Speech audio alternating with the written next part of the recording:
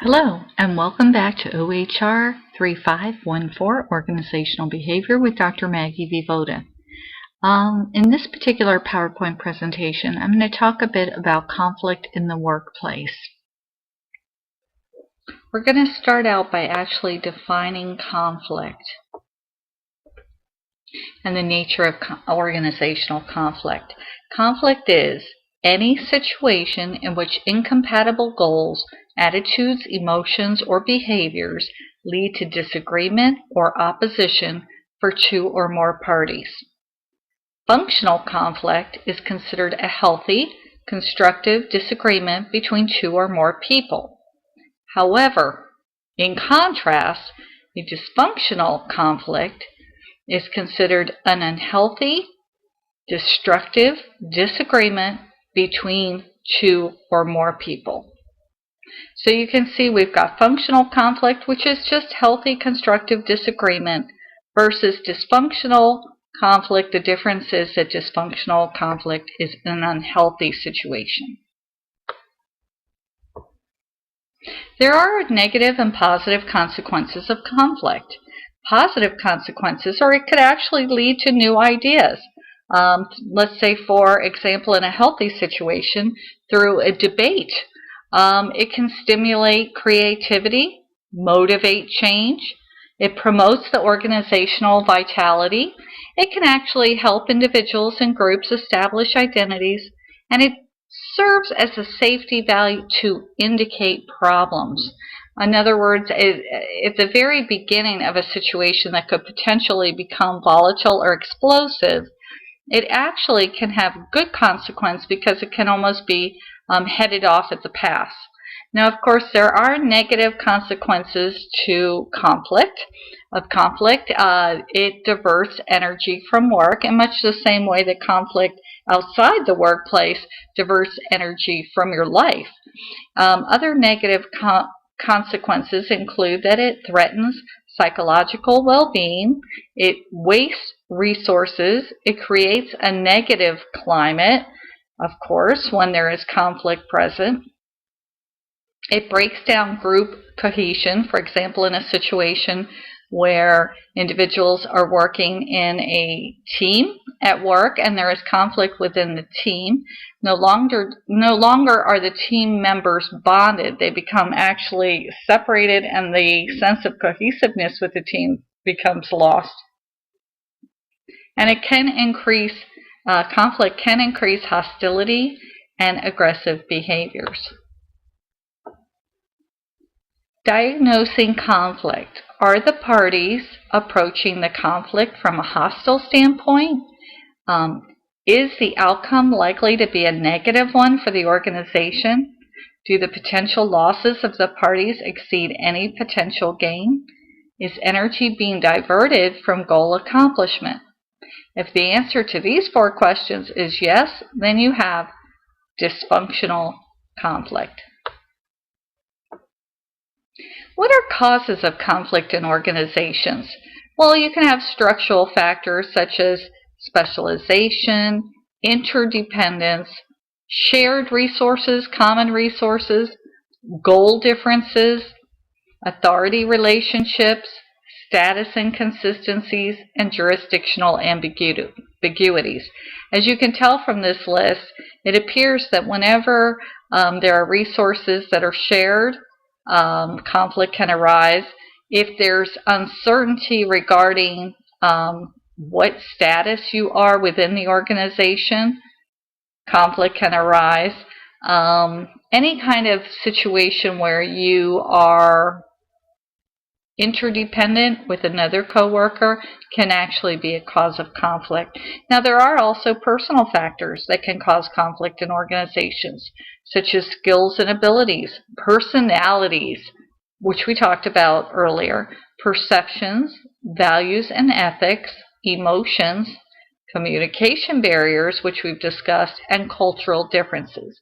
These are all sources of conflict. So as you can tell, the potential for conflict is actually very high.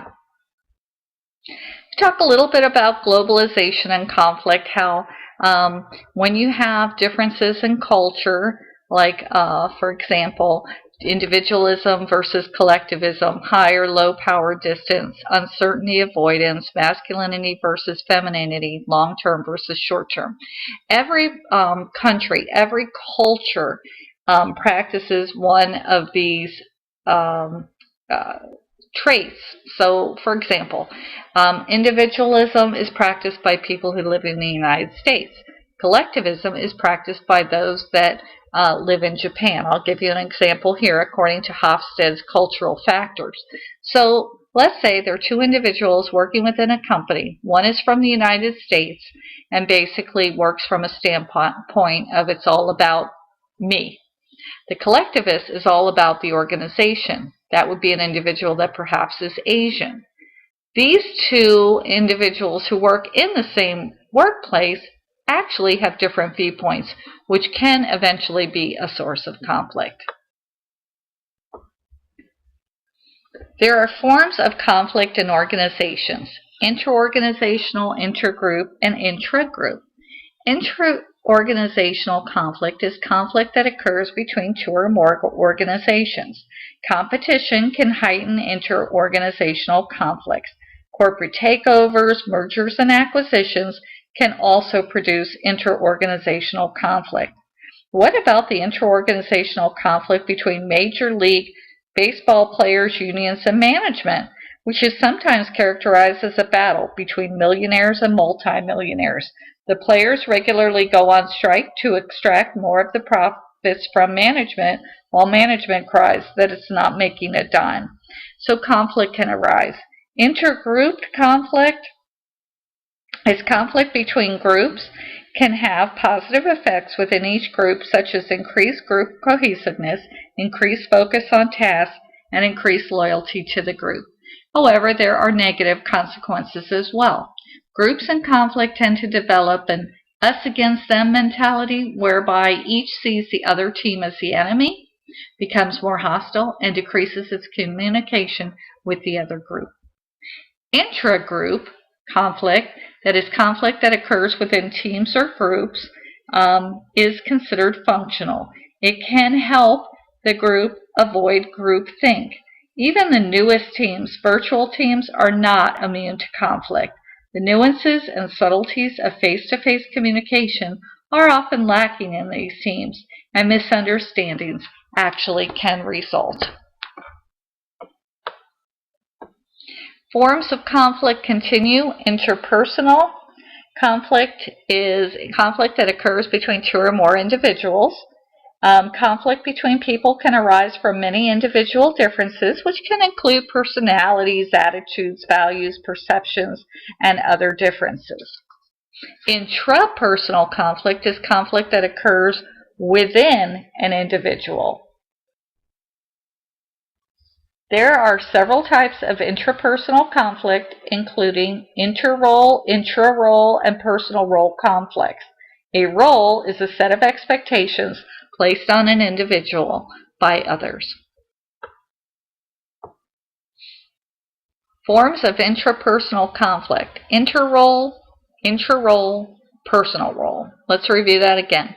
Interrole is a person's experience of conflict among the multiple roles in his or her life, such as a mother that has children but is also an employee in the workplace. Intra-role conflict is conflict that occurs within a single role, such as when a person receives conflicting messages from role senders about how to perform a certain role.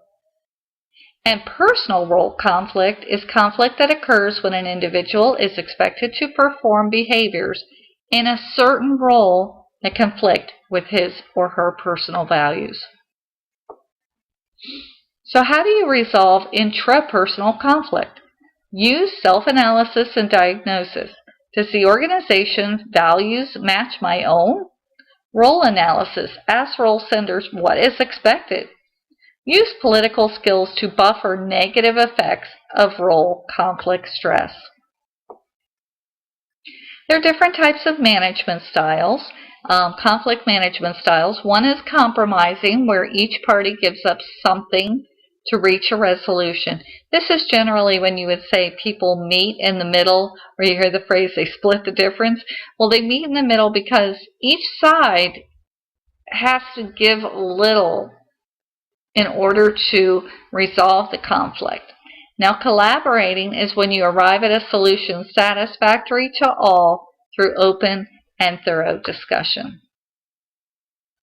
So this is basically a little bit of a chart here on creating a conflict-positive organization.